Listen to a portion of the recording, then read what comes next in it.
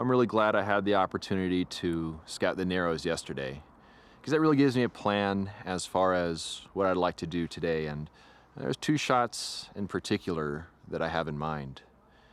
The first is a kind of a quiet, calm bend of the river, and it's a scene I've passed by countless times. I've never really stopped to photograph it because in years past when I got there, the leaves on the trees were a little on the thin side. But this year, it was looking pretty good. I knew that there was a very subtle glow that happens kind of in the mid-morning. So I got up and jumped on the first shuttle into the Temple of Barbara Walters and hiked into the Narrows. And that particular area is not far at all from the beginning, so I lose track of any sort of distances or time or anything, but it didn't take too long to get to that area. And I set up and found a composition that worked pretty well with my wide-angle lens, which is actually the first time I've used my wide-angle lens on this trip. And I exposed a total of 4 sheets of film, 2 of Velvia and 2 of Ektar. And it starts with not much of a glow, then a kind of a very subtle glow kind of builds.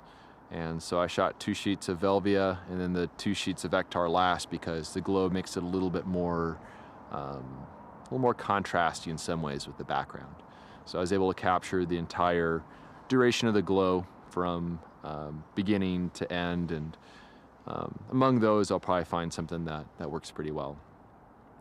From there I continued on upstream to my second location for the day. And this is a scene that I've shot before, and it's one that will be quite familiar if you've seen the images on my website. It's actually one of the images that's most often clicked on, but it's a picture that is horrendously out of focus. I did not realize that until I sent it away to have a drum scan made of it. But this year, one of my goals was to reshoot that photo and see if I can do things maybe a little bit better than last time as far as maybe things being actually in focus.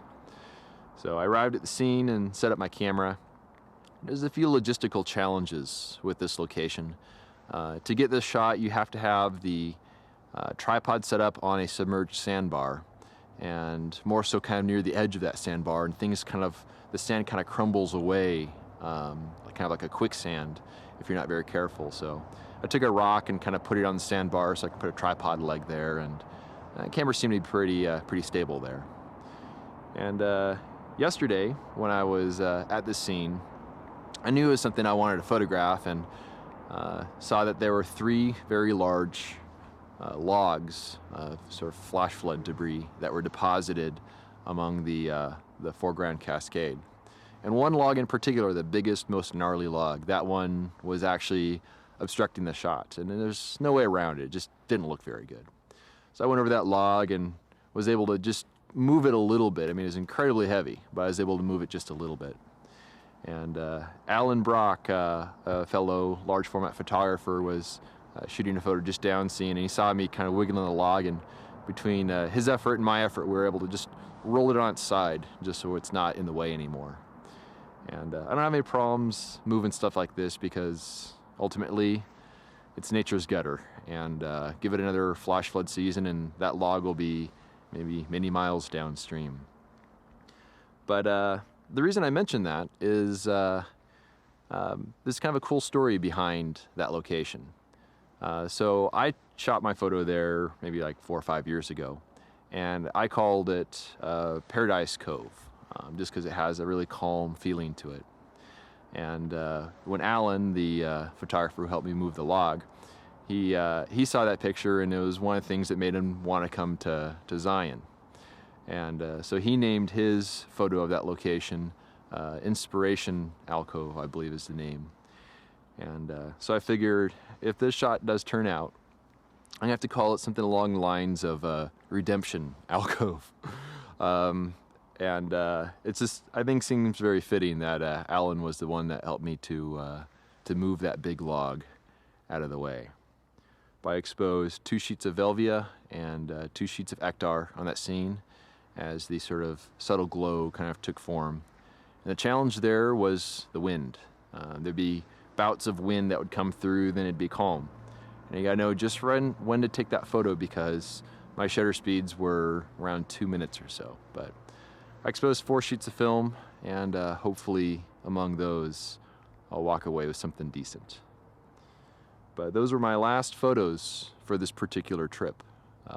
And it's kind of nice to walk away from this trip having fulfilled most of my goals on this trip. And I'm feeling really good about the number of photos I've shot and the various scenes I photographed, and really looking forward to see how they all turn out. But I came over here to the east side just to kind of hang out a little bit, enjoy one last evening here, sort of the quiet, calm side of the park, and then packing things up and heading home tomorrow. So thanks as always for following my journey, and we'll see you around next time.